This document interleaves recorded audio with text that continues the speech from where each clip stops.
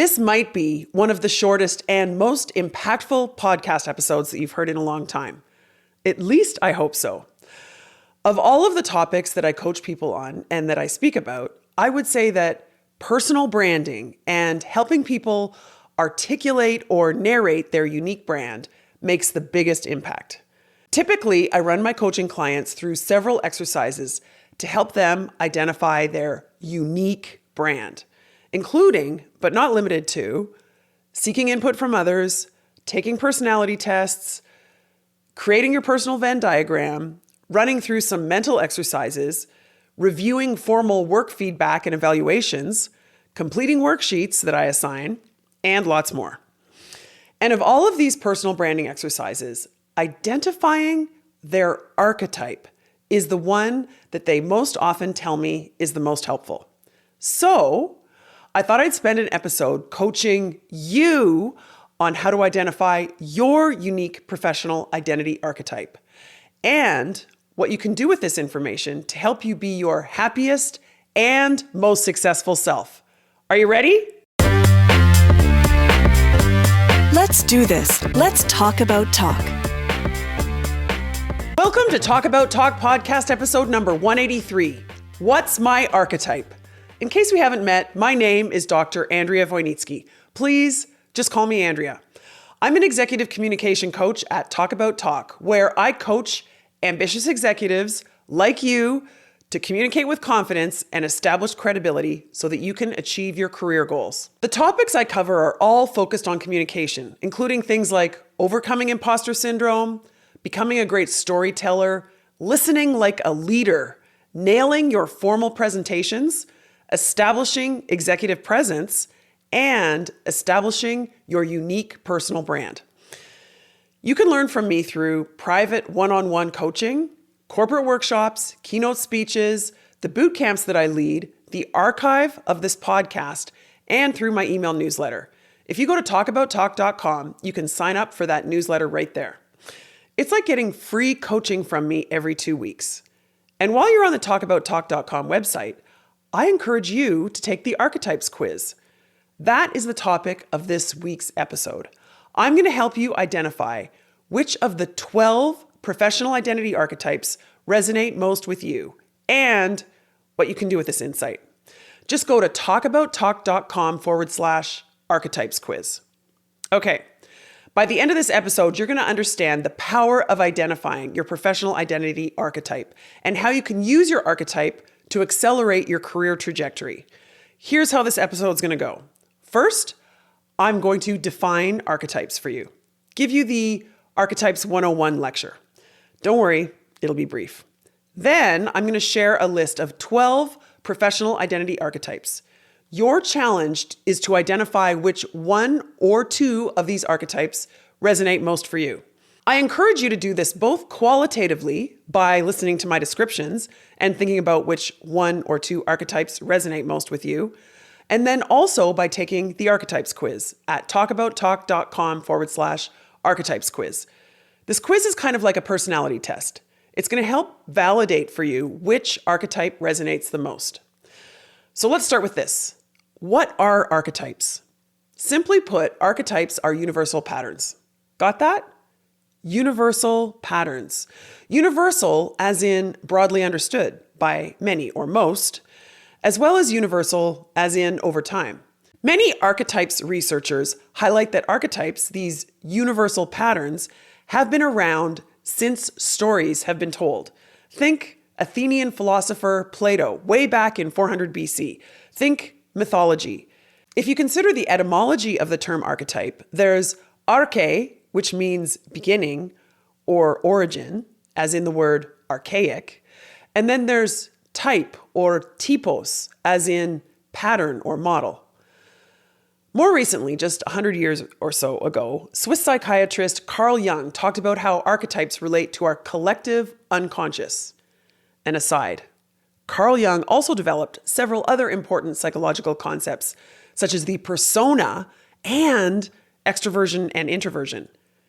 You know, at the end of every Talk About Talk podcast interview, when you hear me ask my guest, are you an introvert or an extrovert? Well, that's Carl Jung too. Anyway, I digress, but hat tip to Carl Jung.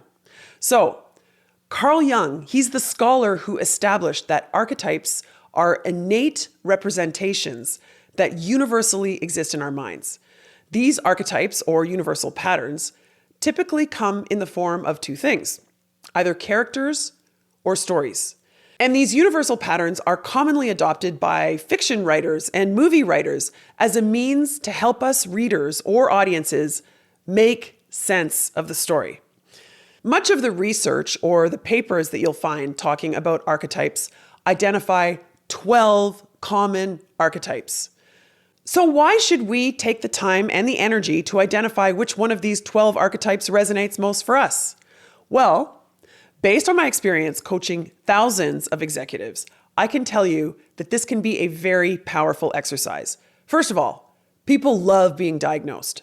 Who doesn't love completing a personality test and then reading the results and thinking, wow, that is me to a T?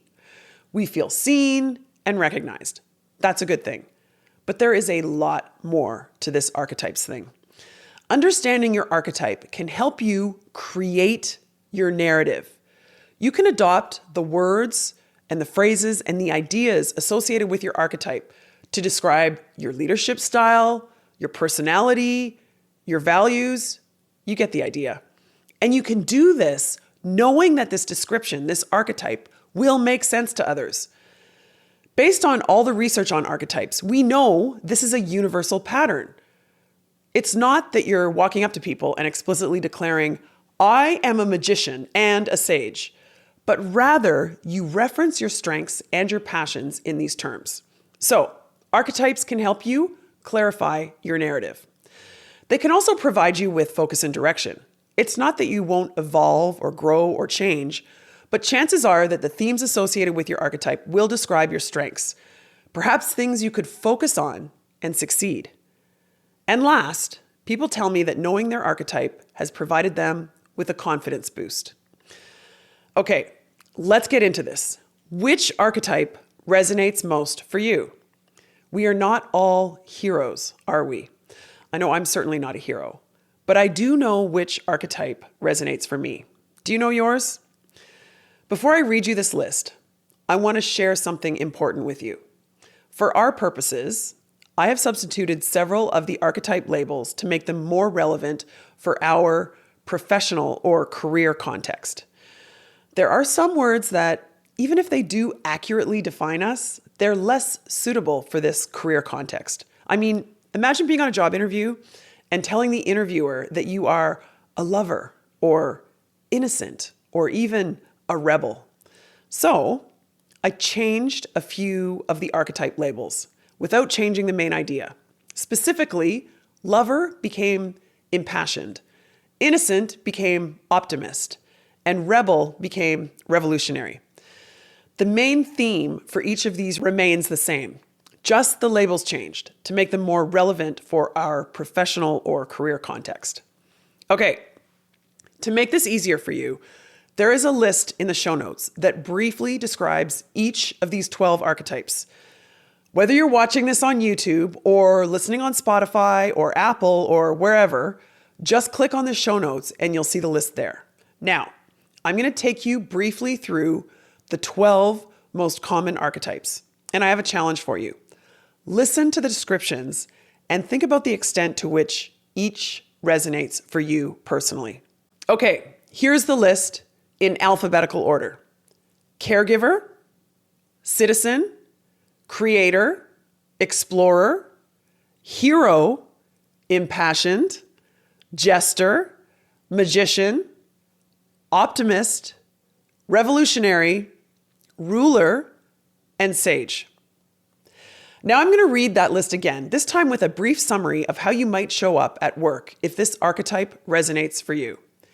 In your mind, for each of these 12 archetypes, I encourage you to decide which of 3 categories it belongs in. It could be, yes, that's me, or sort of, that describes me sometimes, or no, that is not me. I know those people, I respect those people, but that is not me. So it's either yes, sort of, or no. And by the way, I do this with my coaching clients. I give them a sheet of paper with a list of archetypes and I tell them to cross them out, put check marks, or circle them. The first archetype is caregiver, as in maternal, comforting, trusted, and generous. I've met plenty of physicians and consultants who are caregivers.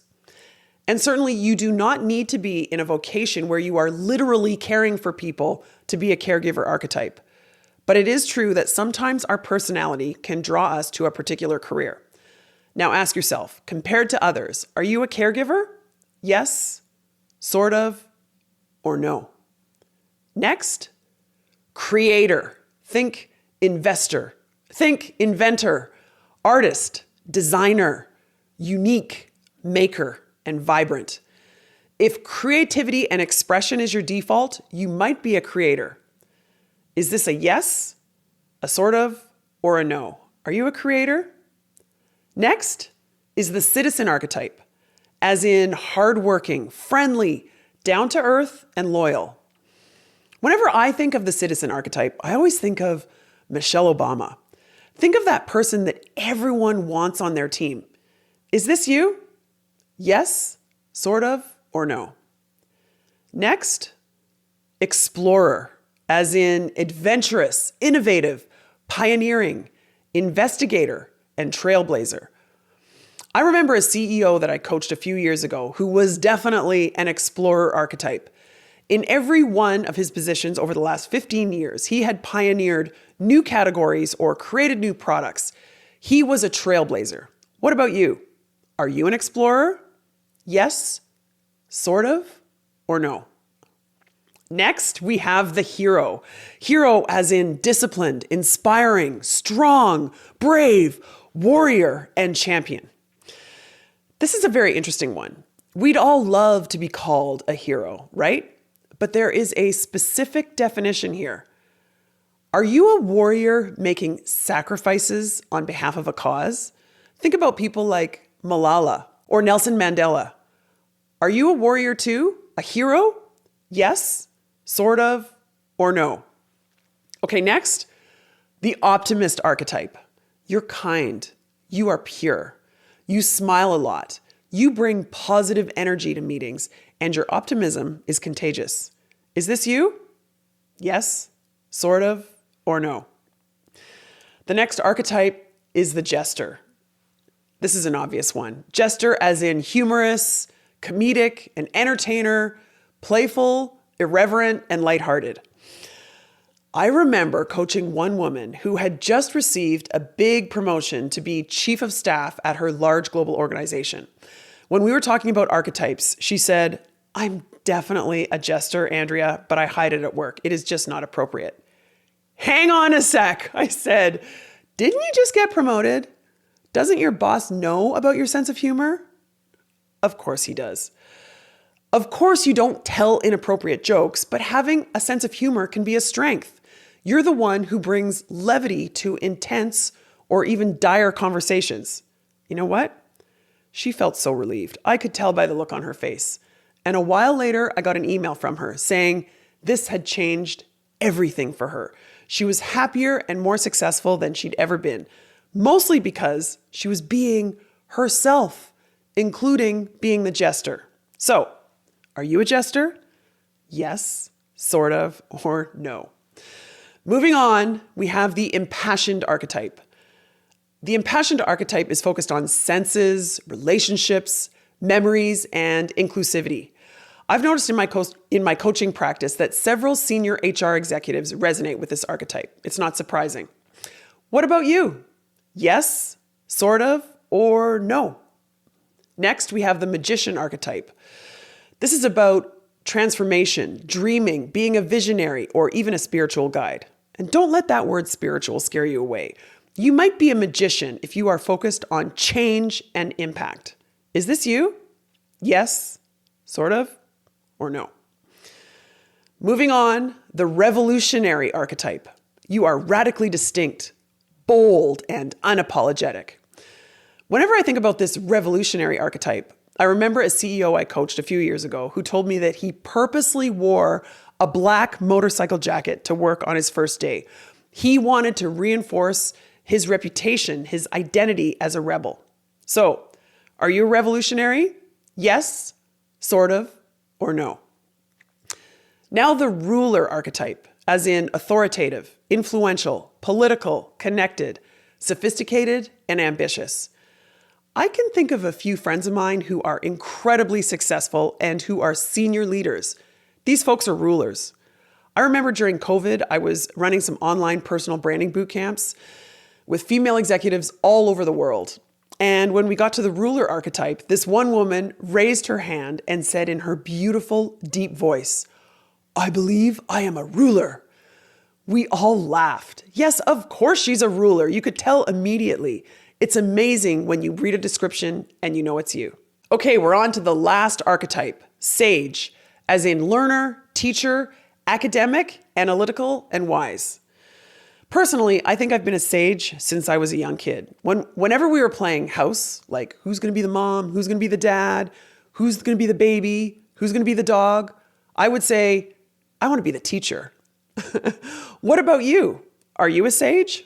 Yes, sort of, or no? And that is the last archetype. There are just 12. Sure, it's just 12, but I know it's a lot. That's why I included the list for you in the show notes. I mentioned that I'm a sage. Actually, I'm a combination of sage and magician. So sage, as in the learner, the teacher, the academic. Yeah, that's me, also known as a nerd. I'm also a magician. I hope to help you transform into a confident, exceptional communicator.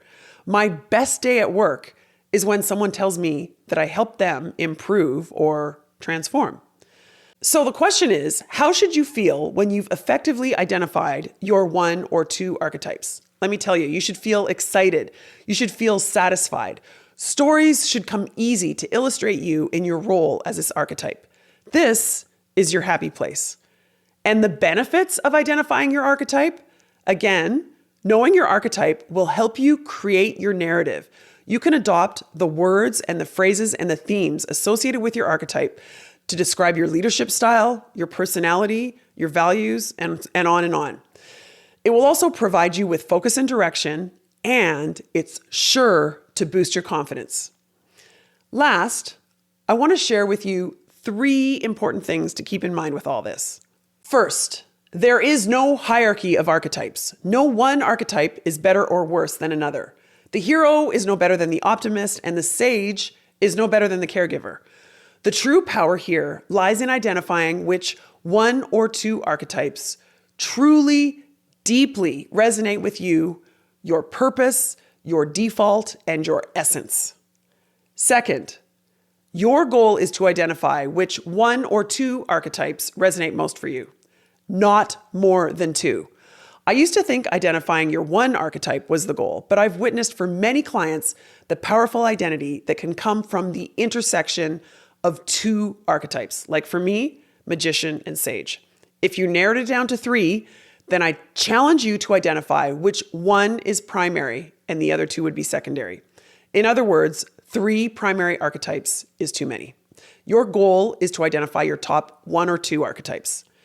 Third and last, I want to mention that yes, your archetype can change. I've had a few meaningful conversations about this recently.